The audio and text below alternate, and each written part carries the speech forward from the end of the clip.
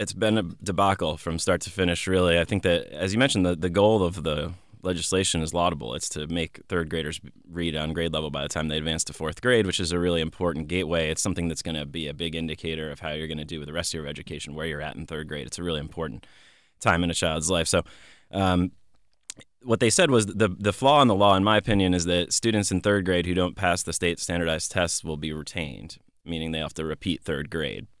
And this is the first year where the Common Core is implemented. So the test scores went down. Every time there's a new test that comes in, the scores are going to go down. They make it a little bit more rigorous, and also the teachers need time to adapt. So we have huge numbers, over 50,000 children who are at risk of being retained as a result of this law. So it's sort of the worst year to put it in, because it's right as we change the standards, we're going to start holding people to those standards in a really major way, where their ability to progress is limited, and that's really damaging for student self-esteem. It hurts graduation rates. Retention is a really rough thing for a child to go through.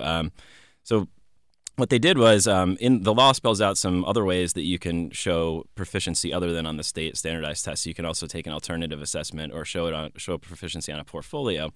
So where we're at right now is the state board said that local districts can approve alternative assessments. It's just more different tests. They can approve those, and they have to be a valid and reliable measure. And there's some questions out there. How do we know that these measures are actually any good? Because we're going to open the door to having all kinds of different assessments. The other concern is the over-testing of children, that we're just going to have them keep taking test after test after test until they pass them. And then the portfolio really was, I think, changed completely from what it was meant to be in the legislation.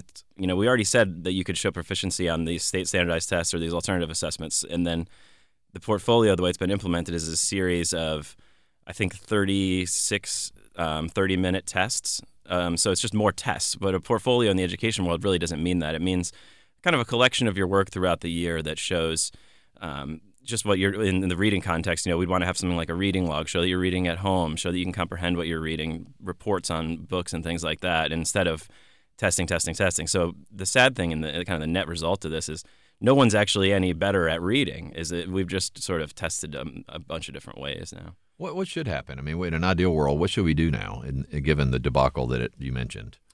Well, what you'd want to do is, I think we need to certainly delay the implementation of this law for a year while we figure out what tests are reliable, while we get used to the Common Core tests. And it's just unfair to hold someone to that standard right now and then hold them back and really damage the quality of their education going forward. I think then we also need to re-examine the portfolio and try to make it more meaningful and make it more of an alternative test. I think everybody from all political backgrounds or ideologies is kind of sick of the over-testing of our students. I think the portfolio is a way out of it. But really the most important thing we can do is what was missing from the law from the beginning, and that is intensive supports for these students who aren't able to read. I mean, the law is in the testing, it's all about identifying students and holding them back and punishing them, but there's really not much in there about what are we going to do if you can't read?